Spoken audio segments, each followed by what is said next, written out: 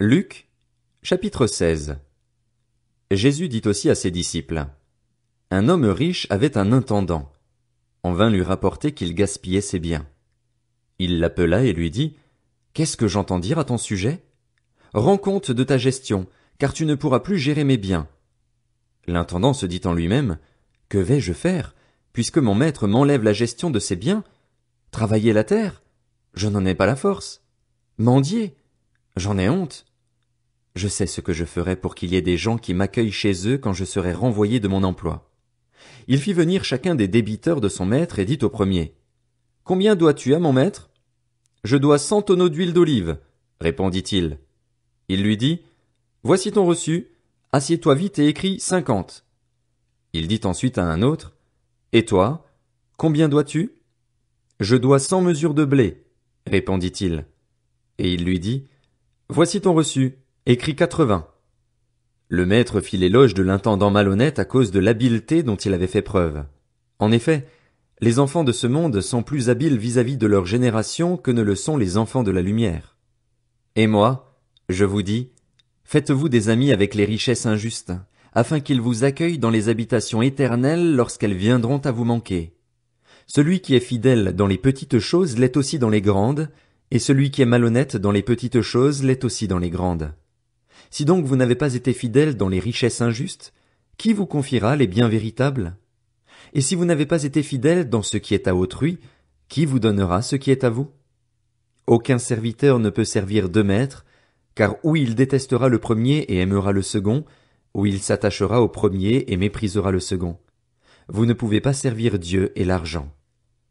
En entendant tout cela, les pharisiens qui aimaient l'argent se moquaient de lui. Jésus leur dit: Vous cherchez à paraître juste devant les hommes, mais Dieu connaît votre cœur. De fait, ce qui est très estimé parmi les hommes est abominable devant Dieu. La loi et les prophètes ont subsisté jusqu'à Jean. Depuis lors, la bonne nouvelle du royaume de Dieu est annoncée et chacun cherche avec force à y entrer.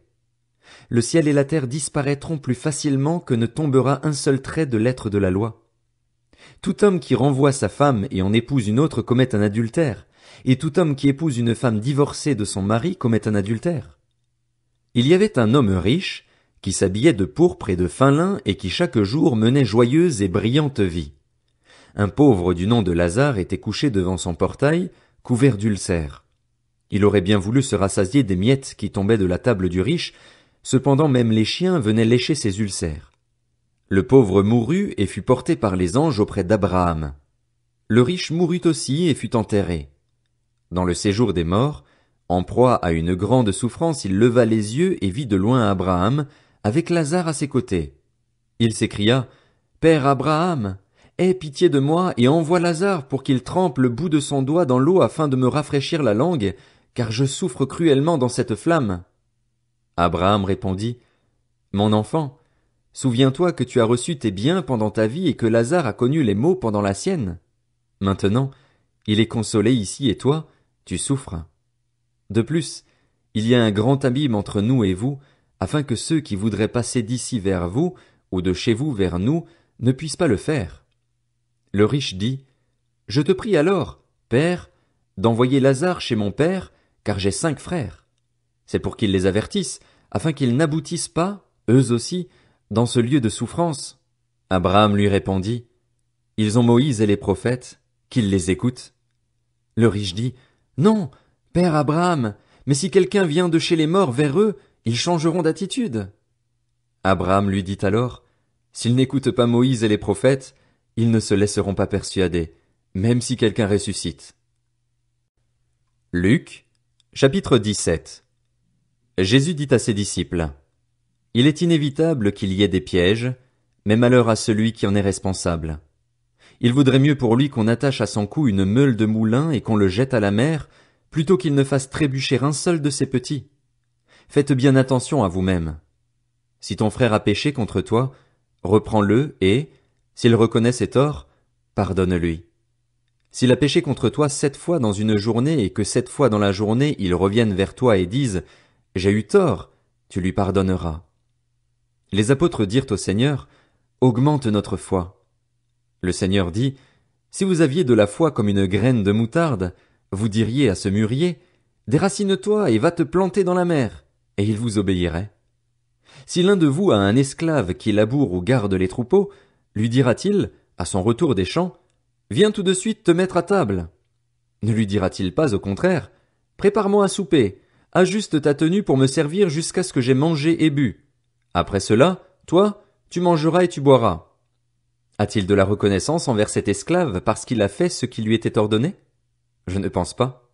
Vous de même, quand vous avez fait tout ce qui vous a été ordonné, dites, nous sommes des serviteurs inutiles, nous avons fait ce que nous devions faire. Alors qu'il se rendait à Jérusalem, Jésus passa entre la Samarie et la Galilée. Comme il entrait dans un village, 10 lépreux vinrent à sa rencontre. Ils se tinrent à distance et se mirent à lui dire, Jésus, Maître, aie pitié de nous. Lorsqu'il les vit, Jésus leur dit, allez vous montrer aux prêtres. Pendant qu'ils y allaient, ils furent guéris. L'un d'eux, se voyant guéri, revint sur ses pas en rendant gloire à Dieu à haute voix. Il tomba le visage contre terre aux pieds de Jésus et le remercia. C'était un Samaritain. Jésus prit la parole et dit, les 10 n'ont-ils pas été guéris? Et les 9 autres, où sont-ils? Ne s'est-il trouvé que cet étranger pour revenir et rendre gloire à Dieu? Puis il lui dit, lève-toi, vas-y, ta foi t'a sauvé. Les pharisiens demandèrent à Jésus quand viendrait le royaume de Dieu. Il leur répondit, le royaume de Dieu ne vient pas en se faisant remarquer. On ne dira pas, il est ici, ou il est là. En effet, le royaume de Dieu est au milieu de vous. Puis il dit aux disciples, un temps viendra où vous désirerez voir même un seul des jours du Fils de l'homme, et vous ne le verrez pas. On vous dira, il est ici, il est là. N'y allez pas, n'y courez pas. En effet, tout comme l'éclair resplendit et brille d'une extrémité du ciel à l'autre, ainsi sera le Fils de l'homme dans son jour. Mais il faut auparavant qu'il souffre beaucoup et qu'il soit rejeté par cette génération. Ce qui est arrivé à l'époque de Noé arrivera de même au jour du Fils de l'homme. Les hommes mangeaient, buvaient, se mariaient et mariaient leurs enfants, jusqu'au jour où Noé est entré dans l'arche, puis le déluge est venu et les a tous fait mourir. Ce sera comme à l'époque de Lot. Les hommes mangeaient, buvaient, achetaient, vendaient, plantaient, construisaient, mais le jour où Lot est sorti de Sodome, une pluie de feu et de soufre est tombée du ciel et les a tous fait mourir. Il en ira de même le jour où le Fils de l'homme apparaîtra. Ce jour-là, que celui qui sera sur le toit et qui aura ses affaires dans la maison ne descende pas pour les prendre, et que celui qui sera dans les champs ne retourne pas non plus en arrière. Souvenez-vous de la femme de Lot. Celui qui cherchera à sauver sa vie la perdra, et celui qui la perdra la conservera. Je vous le dis, cette nuit-là, 2 personnes seront dans un même lit, l'une sera prise et l'autre laissée. 2 femmes moudront ensemble, l'une sera prise et l'autre laissée. 2 hommes seront dans un champ, l'un sera pris et l'autre laissé. Les disciples lui dirent, où cela se passera-t-il, Seigneur? Il répondit, là où sera le corps, là se rassembleront aussi les vautours. Luc, chapitre 18. Jésus leur dit une parabole pour montrer qu'ils devaient toujours prier, sans se décourager. Il dit, il y avait dans une ville un juge qui ne craignait pas Dieu et qui n'avait d'égard pour personne. Il y avait aussi dans cette ville une veuve qui venait lui dire, rends-moi justice contre ma partie adverse. Pendant longtemps il refusa. Mais ensuite il se dit, même si je ne crains pas Dieu et n'ai d'égard pour personne, puisque cette veuve me fatigue, je vais lui rendre justice afin qu'elle ne vienne pas sans cesse me déranger. Le Seigneur ajouta, écoutez ce que dit le juge injuste. Et Dieu ne fera-t-il pas justice à ceux qu'il a choisis et qui crient à lui jour et nuit? Les fera-t-il attendre? Je vous le dis, il leur fera rapidement justice. Mais, quand le Fils de l'homme viendra, trouvera-t-il la foi sur la terre? Il dit encore cette parabole à l'intention de certaines personnes qui étaient convaincues d'être justes et qui méprisaient les autres. 2 hommes montèrent au temple pour prier. L'un était un pharisien, l'autre un collecteur d'impôts. Le pharisien, debout, faisait cette prière en lui-même. Ô Dieu, je te remercie de ce que je ne suis pas comme les autres hommes, qui sont voleurs, injustes, adultères, ou même comme ce collecteur d'impôts. Je jeûne 2 fois par semaine et je donne la dîme de tous mes revenus. Le collecteur d'impôts, lui, se tenait à distance et n'osait même pas lever les yeux au ciel, mais il se frappait la poitrine en disant « Ô Dieu, aie pitié de moi, qui suis un pécheur. » Je vous le dis, lorsque ce dernier descendit chez lui, il était considéré comme juste, mais pas le pharisien. En effet, toute personne qui s'élève sera abaissée, et celle qui s'abaisse sera élevée. Des gens lui amenaient même de tout petits enfants afin qu'il les touche, mais les disciples, en voyant cela, leur firent des reproches. Jésus appela les enfants et dit, « Laissez les petits enfants venir à moi et ne les en empêchez pas, car le royaume de Dieu est pour ceux qui leur ressemblent. Je vous le dis en vérité, celui qui n'accueille pas le royaume de Dieu comme un petit enfant n'y entrera pas. » Un chef interrogea Jésus et dit, « Bon maître, que dois-je faire pour hériter de la vie éternelle ?» Jésus lui répondit, « Pourquoi m'appelles-tu bon? Personne n'est bon, si ce n'est Dieu seul. Tu connais les commandements. Tu ne commettras pas d'adultère. Tu ne commettras pas de meurtre. Tu ne commettras pas de vol. Tu ne porteras pas de faux témoignages. Honore ton père et ta mère. » J'ai respecté tous ces commandements dès ma jeunesse, dit-il. Après avoir entendu cela, Jésus lui dit, « Il te manque encore une chose. Vends tout ce que tu as, distribue-le aux pauvres, et tu auras un trésor dans le ciel. Puis viens et suis-moi. » Lorsqu'il entendit ces paroles, l'homme devint tout triste, car il était très riche. Voyant qu'il était devenu tout triste, Jésus dit, « Qu'il est difficile à ceux qui ont des richesses d'entrer dans le royaume de Dieu.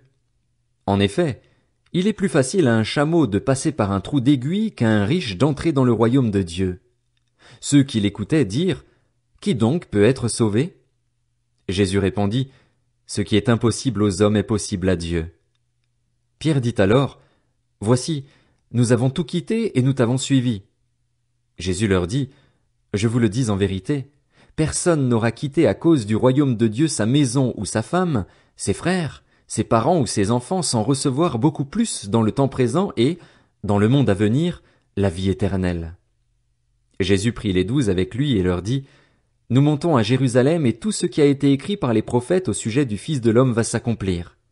En effet, il sera livré aux non-juifs, on se moquera de lui, on l'insultera, on crachera sur lui et, après l'avoir fouetté, on le fera mourir. Le 3e jour il ressuscitera. » Mais les disciples ne comprirent rien à cela. C'était pour eux un langage obscur, des paroles dont ils ne saisissaient pas le sens. Comme Jésus était près de Jéricho, un aveugle était assis au bord du chemin et mendiait. Il entendit la foule passer et demanda ce qui se passait.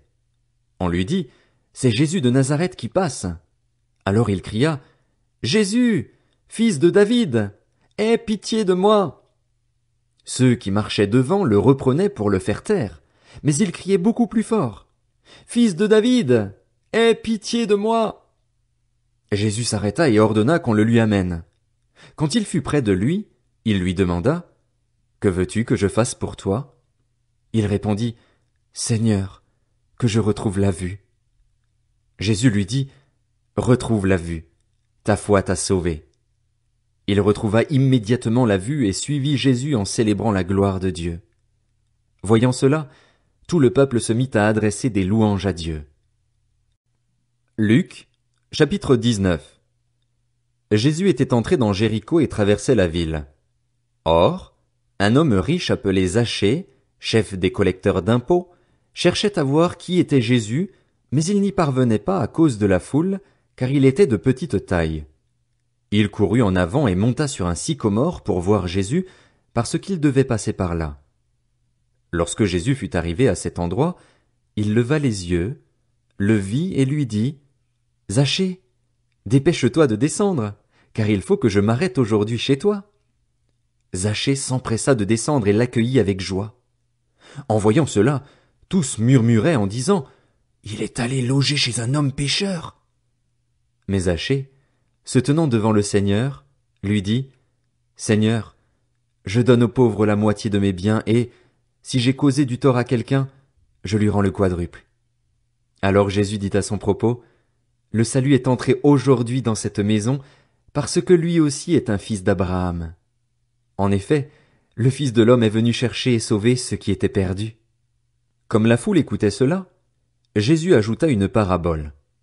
En effet, il était près de Jérusalem et l'on croyait que le royaume de Dieu allait apparaître immédiatement.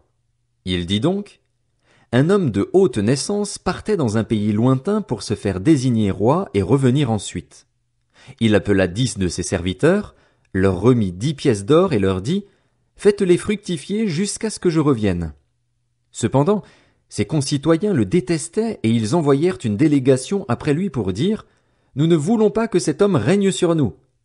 Lorsqu'il fut de retour après avoir été désigné roi, il fit venir les serviteurs auxquels il avait donné l'argent afin de savoir quel bénéfice chacun avait fait.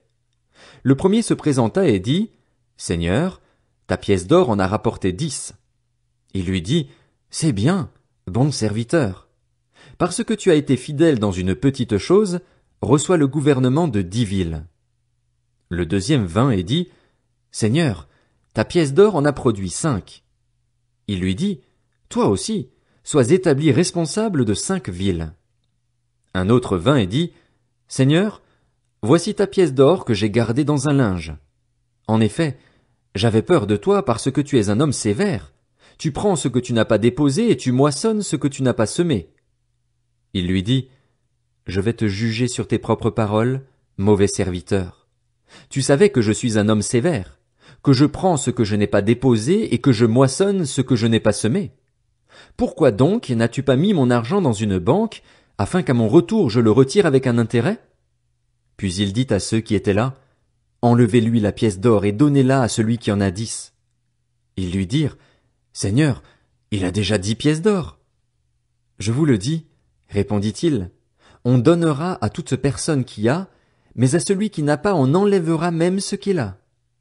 Quant à mes ennemis qui n'ont pas voulu que je règne sur eux, amenez-les ici et mettez-les à mort devant moi. Après avoir dit cela, Jésus marcha devant la foule pour monter à Jérusalem. Lorsqu'il approcha de Bethphagée et de Béthanie, vers la colline appelée Mont des Oliviers, Jésus envoya 2 de ses disciples en leur disant: allez au village qui est en face. Quand vous y serez entrés, vous trouverez un ânon attaché sur lequel personne n'est encore jamais monté. Détachez-le et amenez-le. Si quelqu'un vous demande: pourquoi le détachez-vous? Vous lui répondrez: le Seigneur en a besoin. Ceux qui étaient envoyés partirent et trouvèrent tout comme Jésus le leur avait dit. Comme ils détachaient l'ânon, ses maîtres leur dirent: pourquoi détachez-vous l'ânon? Ils répondirent: le Seigneur en a besoin, et ils amenèrent l'ânon à Jésus. Après avoir jeté leur manteau sur son dos, ils firent monter Jésus. À mesure qu'il avançait, les gens étendaient leurs vêtements sur le chemin. Déjà il approchait de Jérusalem, vers la descente du mont des Oliviers. Alors toute la foule des disciples, remplis de joie, se mirent à adresser à haute voix des louanges à Dieu pour tous les miracles qu'ils avaient vus.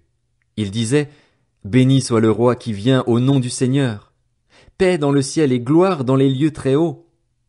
Du milieu de la foule, quelques pharisiens dirent à Jésus: Maître, reprends tes disciples. Il répondit: je vous le dis, si eux se taisent, les pierres crieront. Quand il approcha de la ville et qu'il la vit, Jésus pleura sur elle et dit: si seulement tu avais toi aussi reconnu, aujourd'hui, ce qui peut te donner la paix.